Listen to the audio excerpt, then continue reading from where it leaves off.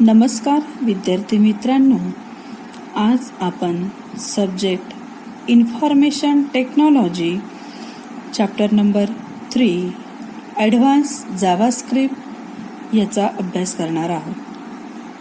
या अगोदर आपण chapter number 1 advance web designing शिकलेलो आहोत. ह्या चॅप्टरमध्ये आपण HTMLचे विविध टॅग्स, HTML प्रोग्रामिंग बघितलेले आहेत. त्यानंतर chapter number 2 introduction to SEO search engine optimisation अभ्यासले आहे. यामध्ये आपण on page and off page SEO, techniques of SEO, optimisation websites अभ्यासले आहेत. आता आपल्याला आज चॅप्टर 3 ॲडव्हान्स जावास्क्रिप्ट याचा अभ्यास करायचा आहे. जावास्क्रिप्ट ही एक प्रोग्रामिंग लँग्वेज आहे. या अगोदर आपण 11वीला जावास्क्रिप्ट हे चॅप्टर अभ्यासले आहे. 12वीला आपल्याला ॲडव्हान्स जावास्क्रिप्ट हे चॅप्टर दिलेले आहेत. म्हणजे जे 11वीचे जावास्क्रिप्टचे जे कन्सेप्ट आहे त्या कन्सेप्टमध्ये काही ॲड केलेले कन्सेप्ट म्हणजे ॲडव्हान्स जावास्क्रिप्ट हे नवीन चॅप्टर आपल्याला अभ्यासाला दिलेले आहे. यामध्ये आपण सुरुवातीला फीचर्स ऑफ जावास्क्रिप्ट बघणार आहोत. जावास्क्रिप्टचे वेगवेगळे फीचर्स की जावास्क्रिप्ट ही प्रोग्रामिंग लँग्वेज कशा पद्धतीने आपल्याला उपयुक्त आहे, तिचे वेगवेगळे फीचर्स आपल्याला अभ्यासायचे आहेत. त्यानंतर difference between client side scripting and server side scripting हे आपल्याला बघायचं आहे. आता client side scripting and server side scripting हे 2 टाईपचे स्क्रिप्टिंग आहेत.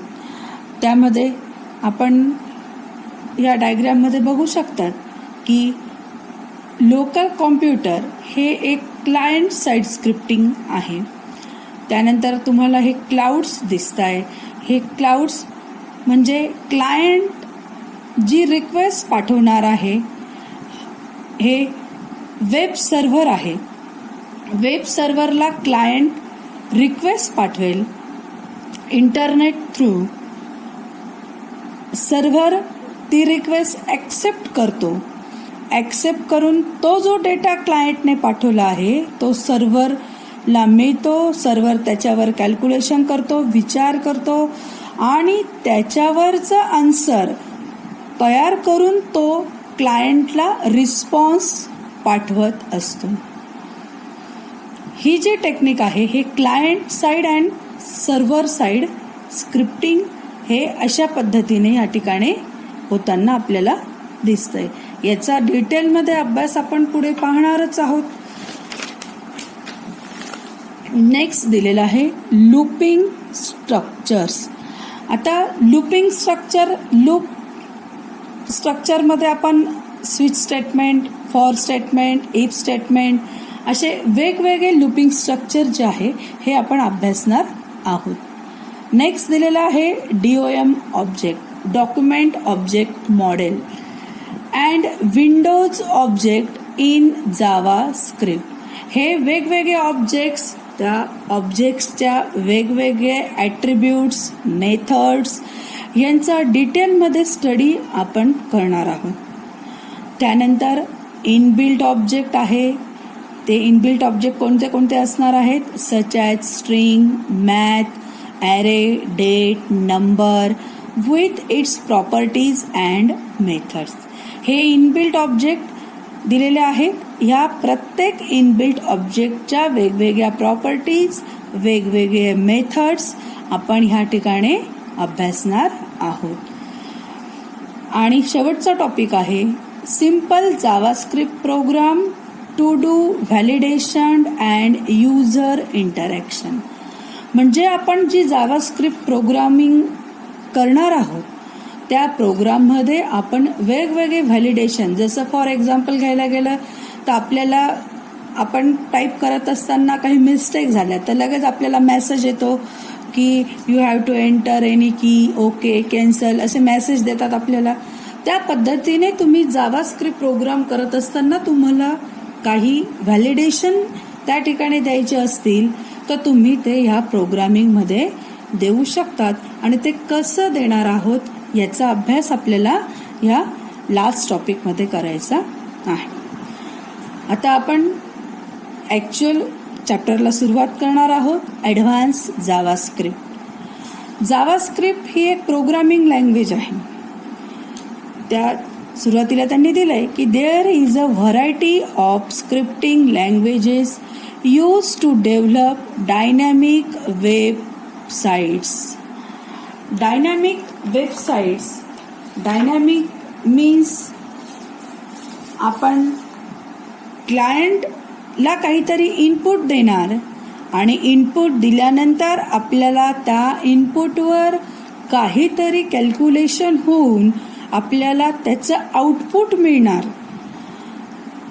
हे जे कॅल्क्युलेशन आहे किंवा हे जे इनपुट आउटपुटचं कॉम्बिनेशन त्या ठिकाणी होणार आहे त्या वेब पेजेसला आपण डायनॅमिक वेबसाइट्स किंवा डायनॅमिक पेजेस, वेब पेजेस असं आपण म्हणणार आहोत. JavaScript is an interpreted scripting language.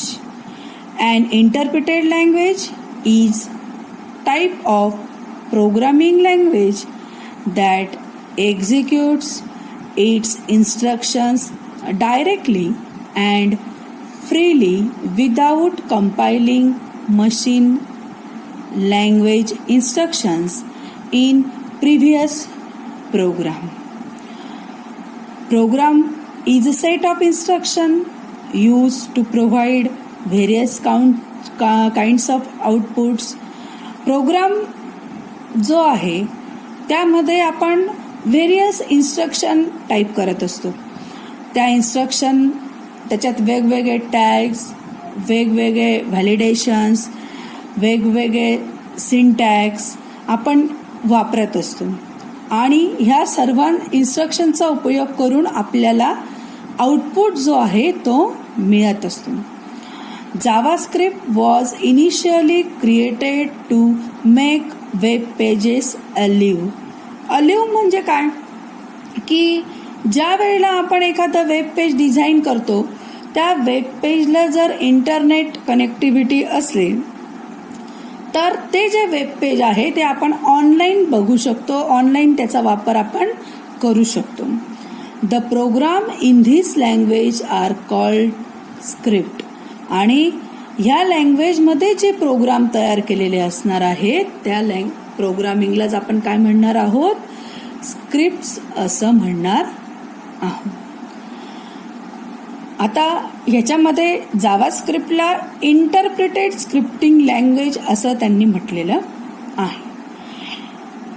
Second आहे फीचर्स ऑफ जावास्क्रिप्ट. आता जावास्क्रिप्टचे फीचर्स काय काय आहेत, कशासाठी ती लँग्वेज वापरली जाते, तिचा उपयोग कशासाठी आहे हे आपल्याला आता बघायचे आहेत. फीचर्समध्ये पहिलं दिलेलं आहे JavaScript is lightweight scripting language because it does not support all features of object oriented programming language. आता ऑब्जेक्ट ओरिएंटेड प्रोग्रामिंग लँग्वेज हे जे आहे हे जावास्क्रिप्टमध्ये येणार आहेत, पण जावास्क्रिप्ट जे आहे हे सर्वच ऑब्जेक्ट ओरिएंटेड प्रोग्रामिंग लँग्वेजचे फीचर्स ॲक्सेप्ट करते असं नाही. त्याच्यामुळे तिला लाईट वेट स्क्रिप्टिंग लँग्वेज असं म्हटलेलं आहे. नेक्स्ट सेकंड नंबर आहे no need of special software to run JavaScript program. JavaScript program run करण्यासाठी आपल्याला स्पेशल सॉफ्टवेअर इन्स्टॉल करण्याची, खरेदी करण्याची गरज नाही. Third JavaScript is object-oriented scripting language and it supports event-based programming facility. It is case-sensitive language. आता JavaScript हे object-oriented scripting language आहे आणि इव्हेंट बेस्ड प्रोग्रामिंग फॅसिलिटी त्याला दिलेली आहे. म्हणजेच काय की ऑब्जेक्ट ओरिएंटेड स्क्रिप्टिंग लँग्वेजमध्ये समजा आपल्याला एखादा व्हेरिएबल डिक्लेअर करायचा असेल आणि तो व्हेरिएबल आपण इंटिजर असेल तर आपण INT नावाने आपण तो व्हेरिएबल डिक्लेअर करतो. INT XYZ काय जो व्हेरिएबल असेल तो आपण डिक्लेअर करत असतो. ज्या वेळेला आपण व्हेरिएबल डिक्लेअर करतो त्यावेळेला त्या व्हेरिएबलचं नाव आपण इंटिजर असेल तर INT लिहिताना आपण पहिला जो आय आहे तो स्मॉल लेटरमध्ये आपण लिहित असतो. त्यामुळे ही जी लँग्वेज आहे ती केस सेन्सिटिव्ह आहे. म्हणजे ज्या पद्धतीने व्हेरिएबल डिक्लेरेशनसाठी जे सिंटॅक्स आहेत तेच सिंटॅक्स त्या ठिकाणी दिले गेले पाहिजेत. जर तुम्ही कॅपिटल INT दिला तर तो एक व्हेरिएबल म्हणून डिक्लेअर होईल, पण तो व्हेरिएबल कोणत्या टाईपचा आहे हा त्या ठिकाणी डिक्लेअर होऊ शकत नाही. म्हणजे तिथे तुम्ही स्मॉल आय असेल तर स्मॉल आय लिहिणं गरजेचं आहे. नेक्स्ट आहे JavaScript helps the browser to perform input validations without wasting the user's time by the web server access. Next आहे It can handle date and time very effectively. आता date आणि time हे functions आपल्याला द्यायचे असतील म्हणजे आपल्याला डेट आणि टाइम ही करंट डिस्प्ले करायची असेल तर ती इफेक्टिव्हली आपण डिस्प्ले करू शकतो. Most of the JavaScript control statement syntax is same as syntax of control statements in other programming language. म्हणजे ज्या पद्धतीने इतर programming language for example C++, VB यांच्यामध्ये ज्या पद्धतीने वेगवेगळे कंट्रोल स्टेटमेंट्स वापरले जातात त्याच पद्धतीचे कंट्रोल स्टेटमेंट हे JavaScriptमध्येही वापरले जात असतात. नेक्स्ट आहे An important part of JavaScript is the ability to create new functions within script. Declare a function in JavaScript using function key.